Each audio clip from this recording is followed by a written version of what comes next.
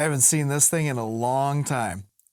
This is an old set list from one of my old bands. We used to actually, I think this is duct tape or gaffer tape or something. We used to put this up against a big speaker, and the way we treated this show was it was always up for change. So our set list was never consistently the same. We could just take our list of songs and decide as we went, depending on how the night was going. If we wanted to ramp up and get more exciting or slow down and play a quiet song, we could tailor it to however the crowd was going that night. We loved working this way. So today on Danny Robertson Music, we're going to talk about set lists.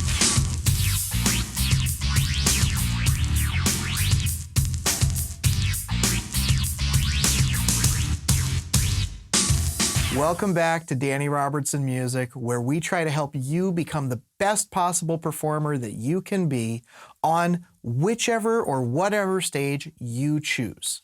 I'm your host, Danny Robertson, as you may have guessed already. You can think of me as the person that can really help you grow your show into something bigger and more exciting and more visually stimulating for your audience. We like to talk about a lot of the non-conventional things that can help a band or a singer-songwriter or a different kind of performer like that, how to grow your show in different kinds of ways so that you build it into something that comes off much more memorable. So very exciting. And one of those things that we're going to do is talk about set lists. Now, if you haven't been to my website, DannyRobertsonMusic.com, there's a freebies section on there that we have a few things that you can download. Just put in your email and you can basically get a free copy of something that I like to call the set list checklist. Go ahead and go grab that when you get a chance. So what is a set list? Essentially, a set list is an outline or a blueprint or a roadmap for the songs that you want to perform in your show, the order you intend to play them so that you can create an ebb and flow and let your show read like chapters in a book. It's also a way to keep information that you want to be able to use during your show. So it's, talking to the crowd about the venue or the event that you're at. You want to have all of that kind of nested in your set list so that you remember things while you're performing on stage. It's also, this is the big one, it's also something that you can completely throw out the window if you decide to do so.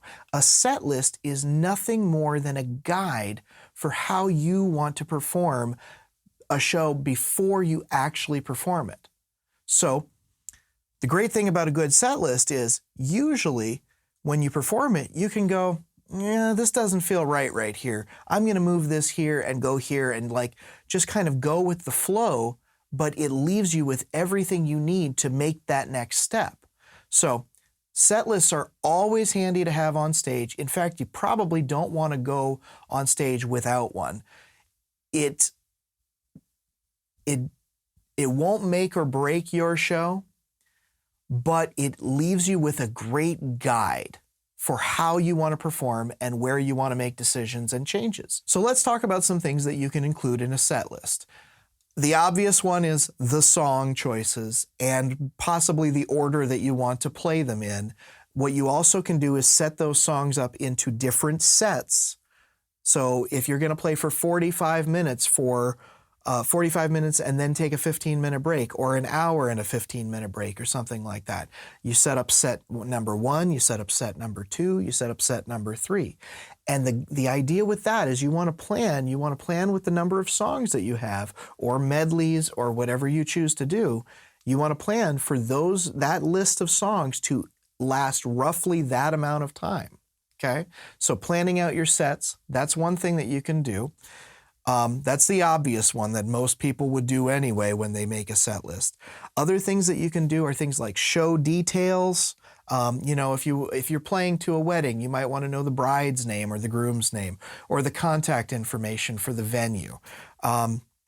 You also may want to have strategically planned things to say, like if you're performing at a bar, you might want to say what kind of specials they have on that night. if they have any drink or food specials.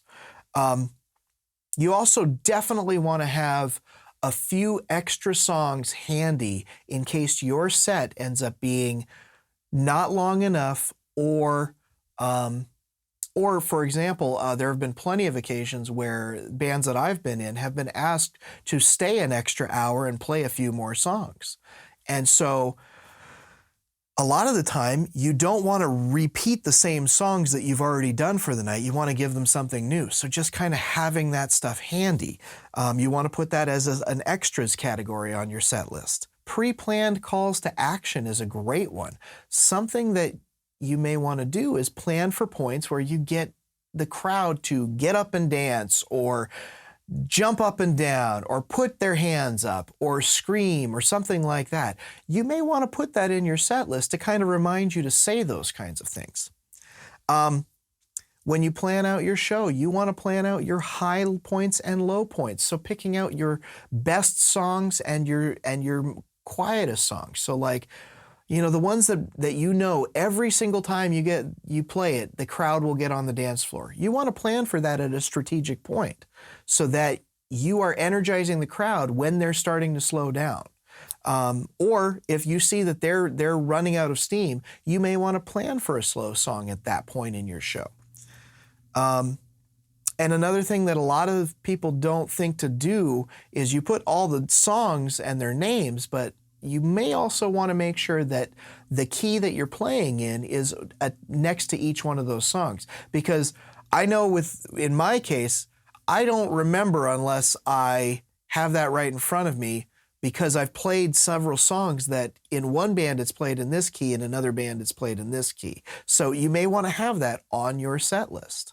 So when you're getting ready for a show and you have to make a set list, there's a few things that I think that you need to remember to include in your planning phase, okay? So you can do this for every show, or you could do this for one set and just plan it out to repeat the process over and over again. But these simple questions you kind of want to ask yourself. And a lot of this is included, what I'm saying today is almost verbatim to what is in the set list checklist. So really download that and that will help you, okay? First thing you want to plan for is everything involved with your music. So how many sets do you have? How long do those sets need to be? Are they 45 minutes? Are they an hour? Are you doing 1 2-hour stint? I've done that plenty of times. Another one to ask is, what are your top songs? So the way I would look at this is, which songs do you have in your show currently right now, not anything that you're going to add later, what is in your show right now that always hits at every time you perform it? So like the songs that always get the crowd coming up, whether you ask them to or not. The ones that people want to dance to, the ones that they want to sing along to. There's a lot of good ones like that, and you probably have a few of them in your show already. You know they hit because they hit every time. So what are your top songs? And when you think about that, when you think about how many sets you're going to play, include 2 of those top songs in each set, at least 2. The ones that hit the hardest, you want to strategically plan them so that you're keeping the crowd interested at strategic points. On the opposite end of that, you want to make sure that you're including a slow period where the crowd can take a break, go to the bathroom, get a drink, or sit and dance dance in front of the stage to a slow song or something that is much more mellow. So you want to plan for at least 2 of your top songs, the hardest hitting ones that will definitely get the crowd on the dance floor every set, 2 of them per set at least, and at least 1 slow down point per set usually. Now I will say that I have been a culprit of the bands that I've played with in the past. There's a couple of them that we play energy, energy, energy, energy, energy, and at the end of the night, we played 2 slow songs. So we've kind of gone backwards on that a couple of times ourselves. But the truth is that you do want to plan for high points and low points with every set. And if you plan for that ahead of time, you will let your audience know how they can behave by doing that. The second thing that you really want to plan for is things to say on stage. And there's some specifics to that. So the first one is you as the performer. A lot of us, this is the one that I tend to forget, is that you as the performer need to talk about yourself so that you can get the crowd to relate to you in some way. So, things like bringing up your website or your Facebook page or some kind of way of seeing you on social media to see where you're going to be for your next show. Maybe talking about how you met, how you live near each other, how you wrote this song, what drove us to come together and put together this song. You can add stories like that increase that connection between you and the crowd. So you want to talk about yourself as the performer. You want to talk about the venue that you're playing at every single time. It doesn't matter if it's a bar, a wedding venue, a big event. You want to talk about the place that you're playing at in a good light. You want to say how awesome they are. The drink specials that they have, or the food specials, or the awesome wait staff that you deal with every time, and use their names. Because if you know some of them, they love to hear them being called out as much as any fan in the crowd. So talk about your venue and the people that are responsible for being that connection there. The bartenders, the owner. Oh my gosh, got a great story for you. I'm going to go on a tangent here, but there was one point when I was playing in a group that was really popular at a particular venue, and the owner loved us. And he's still a guy that I see to this day, and he's still a friend. There was one night when my bass player and I believe my drummer and I all went out to have a drink there. And it was like a Tuesday night or a Wednesday night. And the owner just happened to be there, and he saw us there, and he came over, sat down with us, and ended up buying us $100 worth of alcohol when we weren't planning on staying for more than a drink. Sometimes having that right relationship will really help your crowd grow because you'll have a regular place to play.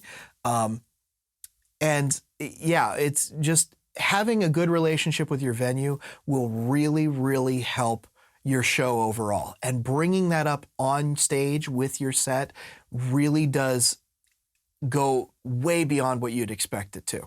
Planning on things to say, you also want to talk about, like your venue, your audience. There are going to be fans that come to see you at every single show. And you know what people love? They love to hear their name called out on stage. So if you see somebody that you know, just, it can be in the middle of the song, but you can say, "Hey, Dave, good to see you, man." And that kind of stuff creates this idea that the band or the performer knows people in the crowd. We are one unit. We are one group that is having fun together. It creates this idea of fun. So always remember to bring up the names of your fans. If there's something like a bachelorette party or a group of corporate people that somebody works with and you're celebrating for something with your coworkers, bring that stuff up on stage because everybody likes to hear that kind of stuff brought up. That's why when you go to a baseball game, you'll hear them say, "Hey, we want to thank so-and-so corporate company for showing up today." And then you hear a bunch of screams from that section of the crowd. Everybody wants to hear their name called out. It's almost like an award to get it. So bring up your audience. And then the last thing with things to say is bring up the event. So if you're at a wedding, you want to talk about how great and beautiful the wedding is and the bride and the groom. The groom's not beautiful. He's, you want to say something like, "He looks okay too." It's typically fun to highlight the bride and make fun of the groom. It's a fun thing to do.